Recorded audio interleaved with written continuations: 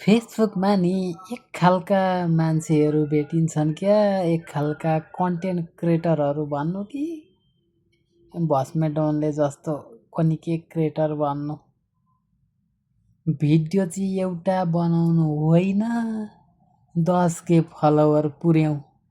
आउनुहोस् मिलेर 10K follower पुर्याउँ, एक अर्कालाई सपोर्ट गरौँ। म लाइभमा आउँछु, 50 जनाको टार्गेट राखेको छु। लाइभमा आउँदै जाँदै नगर्नुहोस् अरे।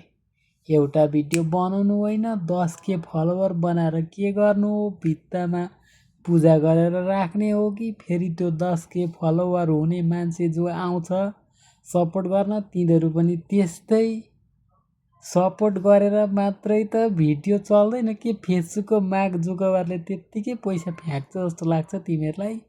खुरुखुरु भिडियो बनाऊ न, भिडियो चाहिँ बनाउनु छैन। 10K फलोवर बनाएर के गर्नु? त्यो 10K फलोवरमा भरे भ्युज आउँछ 2टा, अनि कमायो यताबाट पैसा।